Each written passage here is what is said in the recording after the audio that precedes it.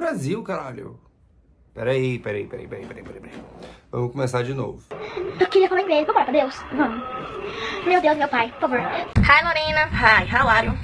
Okay, how was the week? It was good. I stayed on Saturday at home and Sunday. Me diz uma coisa, vocês não se acham americanizados, não?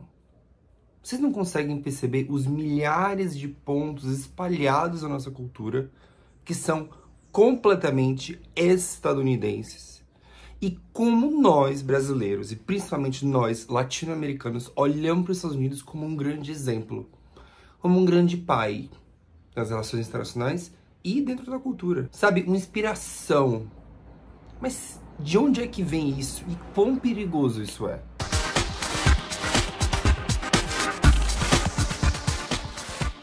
No primeiro vídeo do canal, a gente estudou a colonialidade, ou seja, fatores estruturais que fazem hierarquias e binariedades na sociedade. Ou seja, aquilo é certo, aquilo é errado, aquilo é justo, aquilo é injusto. Aquele conhecimento ali, ele vale muito mais do que aquele. Por quê? Porque ele é não branco. Por exemplo, a modernidade ela não é apenas a estrutura hierárquica, ela é um conjunto de valores, de noções subjetivas, de cultura, economia, que são melhores do que outros. Ou seja, a minha língua, português, é melhor do que as línguas que se falavam na Angola. Os meus hábitos diários são melhores do que os seus. A minha religião, o meu catolicismo, a minha cristandade, ela é muito melhor do que o que lá você pensa que você acha que é uma religião. A modernidade, ela diz o certo e ela diz o errado. Ela se apoia na colonialidade para desenvolver estruturas dentro da sociedade que vão dizer realmente o que é banalizado. Todos nós sabemos o que é o certo e o que é o errado. O certo e o errado não é algo pessoal e intimista, é algo revelado. Aquilo que Deus disse que é pecado, o é. Aquilo que Deus disse que é permitido, o é, independentemente da nossa opinião. De um lado você tem o cívico, o civilizado. Do outro lado você tem o bárbaro, o incivilizado, o primitivo. E é assim que é construída a modernidade ocidental. Ao longo dos anos, principalmente com o colonialismo e a colonialidade, vai se construindo o que a gente chama de modernidade ocidental. Valores ocidentais modernos. Esse nome moderno é exatamente o que a gente pensa. É o moderno, é o novo, é o tecnológico, por exemplo. Mas o que é que essa americanização tem a ver com a modernidade? O que liga um com o outro? Até 1945, o Reino Unido ele detinha grande parte do território mundial. E, aliás, ele impunha, em cima das línguas locais, o inglês. Então, o inglês era visto como uma língua, não a língua do colono, não uma língua inferior. Muito pelo contrário. Era imposto como uma língua boa, uma língua fácil, uma língua bonita, uma língua do progresso, uma língua cívica. Enquanto as outras línguas originárias, seja das Américas, da Ásia, da África, eram línguas primitivas, eram línguas inferiores, que não tinham por que existir. Depois da Segunda Guerra Mundial, os Estados Unidos avança como uma grande, ultra, hiper, mega potência. Os Estados Unidos e a União Soviética, né? Só que do lado dos Estados Unidos, do lado capitalista, você tem a imposição do inglês, principalmente na América Latina, como uma língua que os países deveriam aprender. Essa língua aqui, ela é sinônimo de modernidade, ela é sinônimo de progresso. É a língua que se fala no melhor país do mundo, né? É isso que eles passavam para a América Latina. Além disso, a língua, ela era necessária. As pessoas tinham que aprender ela para que o projeto de imperialismo cultural dos Estados Unidos, da dominância cultural dos Estados Unidos, principalmente durante a Guerra Fria, fosse feito. Ela era utilizada. A língua era um instrumento principal para a dominação cultural dos Estados Unidos, principalmente na América Latina, durante a Guerra Fria. Durante a Guerra Fria, eles queriam influência. Eles queriam que os países olhassem para eles de uma maneira entreguista. De uma maneira assim, ai, que queridos, que fofos, como eles são.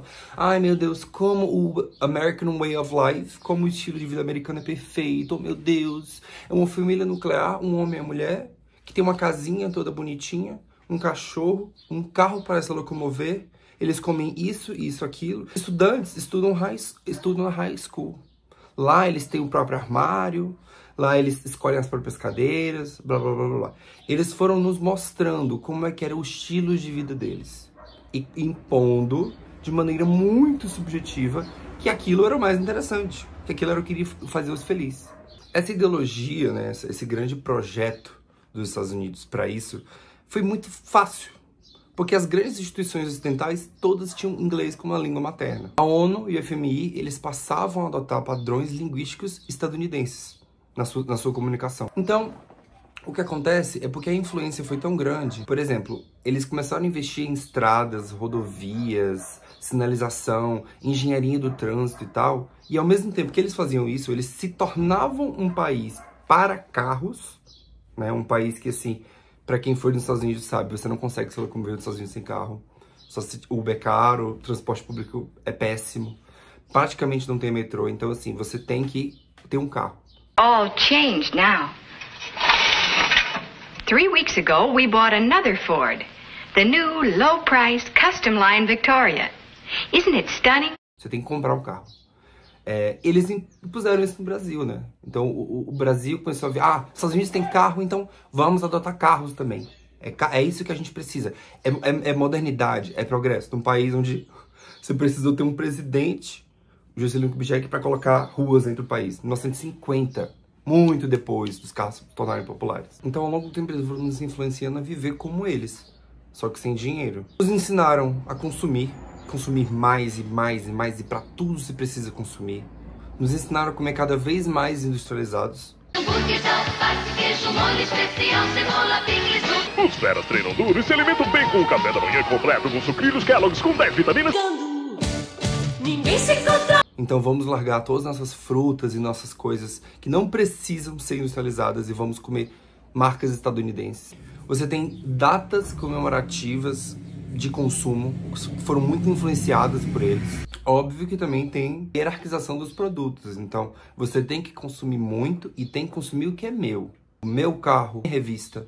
Você tem que consumir muito e tem que consumir o que é meu. Então você tem que consumir a Nike, a Apple, a Levi's. Consumindo assim, consumindo com marcas estadunidenses, você vai viver o sonho americano, o American Dream. Então, essa americanização, para nós, ela vai ser vista como algo libertador. Então, você tem séries, filmes, músicas que falam sobre consumismo e individualismo. A gente nem sabe direito como é que era o brasileiro antes dessa invasão dos Estados Unidos. E o doido é porque a grande problemática disso não é apenas dizer que isso é o certo. Não é apenas isso. Influência e imperialismo cultural, ou na verdade, influência, de forma geral, ela vai vir e ela vai sair. Ela vai sair do Brasil e ela vai vir de outros países. Só que por muito tempo, essa influência foi só dos Estados Unidos. Praticamente. Era quase que só deles. E sempre numa perspectiva de somos melhores.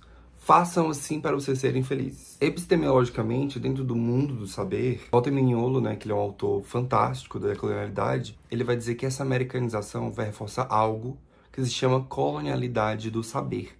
Ou seja, eles exportam produtos culturais e produtos científicos. Só que a diferença é que o produto científico dos Estados Unidos, quando ele é colocado no mundo, ele tem uma prioridade e ele tem uma valorização que a academia de nenhum país latino, por exemplo, consegue ter. Então, se eu produzo uma obra acadêmica sobre X e um estadunidense produz uma obra acadêmica também sobre X, um tema parecido, quando sair dos nossos países, o dele geralmente vai ser mais valorizado. Isso é muito comum, dentro e fora da academia. Politicamente, a população em geral, americanizadíssima, babona demais dos Estados Unidos, geralmente elas tendem a olhar para lá como uma referência política, né? Mas é um país que não tem sistema de saúde, é um país que gasta bilhões e bilhões e bilhões por ano em armamento, em militarização. É um país que financia diversas guerras anualmente, mas muitos brasileiros veem ele como exemplo. Por fim, o que eu tô querendo trazer aqui é o seguinte: a gente vai fazer uma revolução, tacar fogo nos Estados Unidos? Não. A gente vai parar de assistir séries e filmes nos Estados Unidos? Não. A gente vai parar de procurar aprender inglês? Obviamente que não. Do mesmo jeito que no último vídeo, eu não falei aqui, eu não desincentivei ninguém a celebrar o Natal. Eu só mostrei as estruturas por cima do Natal. E agora eu tô querendo mostrar para vocês olharem como a gente é babão, como a gente é cadelinha dos Estados Unidos, de uma maneira tão intrínseca da nossa sociedade, tão intrínseco do nosso ser, sabe? Que a gente não percebe. A gente simplesmente não percebe. Tenham cuidado com o que vocês consomem, como vocês consomem e como vocês adaptam e recebem esse conhecimento que vocês estão tendo, essa série, esse filme que vocês estão vendo. Em relação ao inglês, eu, por exemplo, sou professor de inglês.